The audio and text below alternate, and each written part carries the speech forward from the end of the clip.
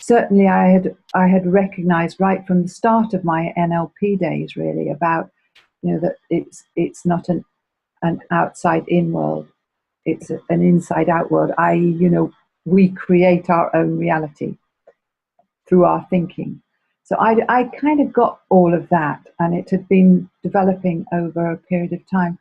But the thing that's really changed in terms of the three principles is this whole thing about that we are perfect just as we are, and that, when we get quiet and we get into our own wisdom, then the answers just come to us anyway, and that we don't need techniques to do that.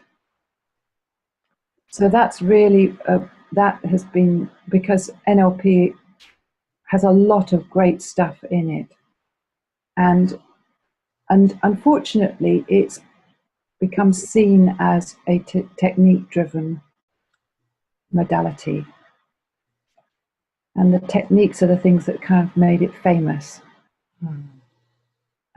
But with the 3Ps, I've really come to realize how we don't need those, because we have all that we need inside us already, and the wisdom's already there. And when we get to be really quiet inside of us, the answers will come anyway. So I think that's been the main difference, really. That's kind of what's moved me.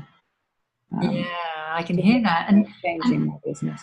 How does that translate then with the way you've been as an NLP trainer, with this understanding, and how can you marry the two, or are people coming to NLP to learn NLP? So does it get a bit confusing? I mean, it has been very confusing, and for me, for a little while. So I have to be very honest about that. But that's been, my learning, and I think the great joy of this is that, as we develop, as we grow, as we learn, we're going to change anyway.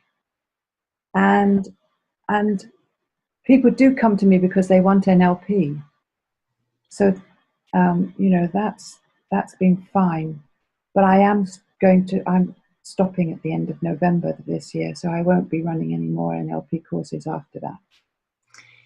And is that decision to stop the NLP courses, has that been informed through the three principles, or was that just a natural progression of where you felt you were maybe in your career, for example? Well, I mean, I think there's two things that have gone. I mean, one is certainly the three principles, and the other one is that I'm retirement age, and so I've been a workaholic all my life and loved every minute of it. I've loved the work that I've done, but I think it's kind of time to do something different, and to change the direction I go, and to put my energies into something else, and to have, and certainly the three principles have given me a way of doing that is just magical. A way of being able to just let stuff unfold, and very much just going with whatever's happening at the moment, and being okay with that, and knowing that whatever happens, I'll be okay. I mean, that sounds really powerful. Yeah. For me, I've been involved with the three principles community for a little while now, but I would imagine if you're not involved, it would seem a bit like, whoa, that's a bit like, there's not a plan. That's not what you would imagine someone with an NLP background was saying. Yes.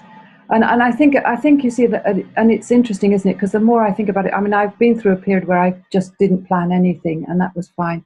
And I think now I'm back to planning, but I think what I've come to realize is it's not so much our goals and the plans that are the problem, it's kind of our attachment to them.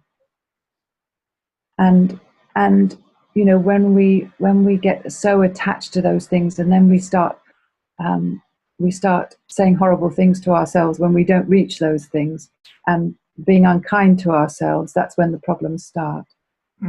And but there is something very, when you get to understand just how we do create our experience and how magical that is and how the process works, then I've found more and more that I'm able to just be very present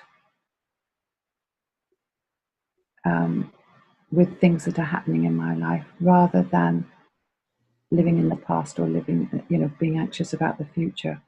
And that just seems to be a byproduct of understanding the three principles. So that's made a big difference to me. Yeah. So for people then, I mean, maybe you can talk best for people who have NLP practitioners or trainers, people who come across the three principles. And, I can only talk for myself. I remember for a week when I had an understanding around the three principles, and I'm a coach, and I began to question how I could, what I was going to do as a coach, and I didn't quite understand. It was almost like the foundation I'd built as a coach no longer seemed right.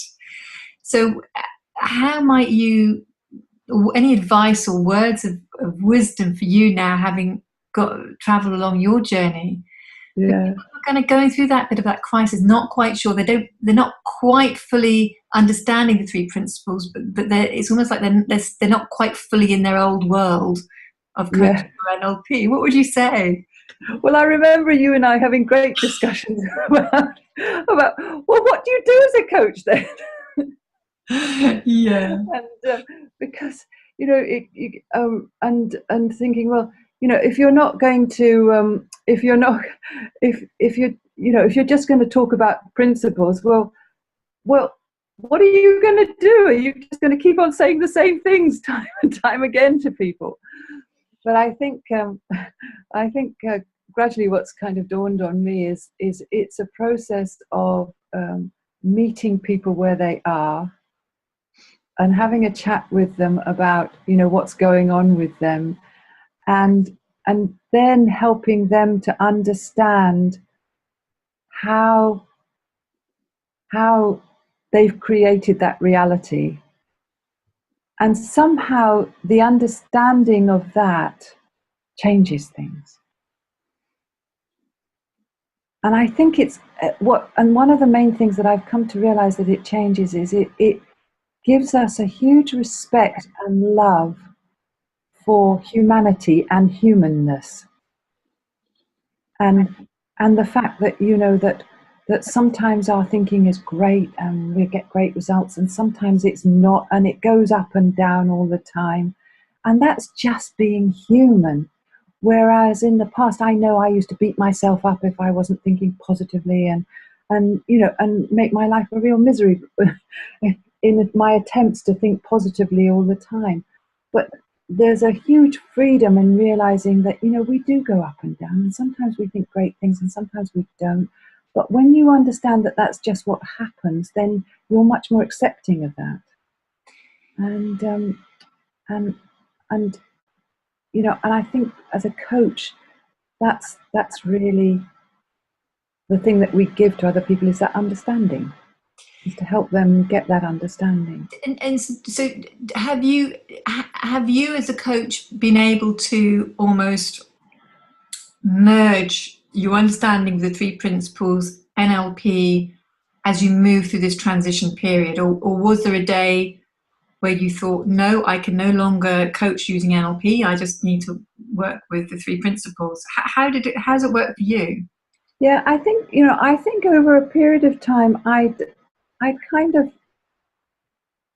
well, when I was working with NLP, I worked, my trainer, my teacher and coach had been John Overduff, and he'd already, and he's such a lovely man, and he'd already made, for me, he'd made NLP very conversational and less technique driven anyway. And I think now I don't use that at all, but I think there's a lot of things that I've learned in NLP that are hugely valuable and come have, in three principles, they tend to use the thing about grounding, which is about wherever you are and how you see things and, you know, how you are. And so I got a great grounding through that. And certainly in terms of, for people who know about NLP, the presuppositions, you know, like things that people have all the resources that they need to do whatever it is that they want to do, and people are doing the best they can with the resources they have available at the time. All of those things I think are still hugely important for me. So I don't think I'm not going to chuck it all away.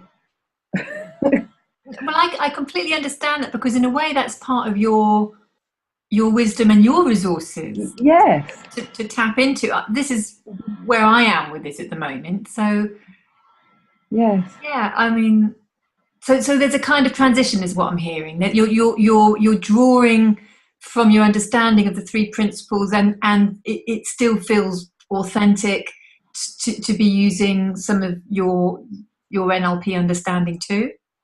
Well, I suppose they're more in terms of they've become beliefs that I have, and you know, yes, that seem to work for me. So I can't think why I would want to ditch them. Right.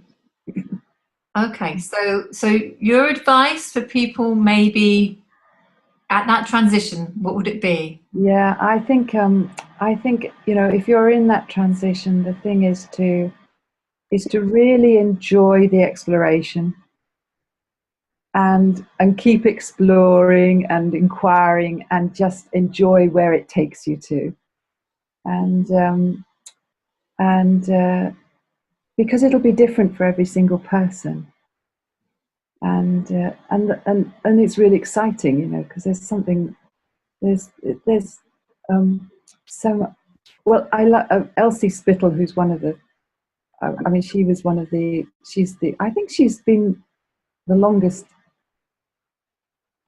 person in three principles. You know, kind of as a three principles trainer and coach that there is at the moment. I mean, she always talks about continuing education, and I rather like that. You know, that's what it is. You know, just keep on exploring and inquiring and continuing your education, and you just never know where it might take you. Yeah, and I think there's something about that, isn't it? It's that openness, being open, Yeah, and you know, things that you understand today or think, oh, I understand that. You might change your view or get a deeper understanding tomorrow. yeah, and the thing that's really hit me is about the wonderful creativity of the human beings. Wow, it sounds exciting. It sounds like we've got many more conversations to have, Jane. Yeah. Great. Jane, it's been a real pleasure speaking to you. Thank you very much indeed.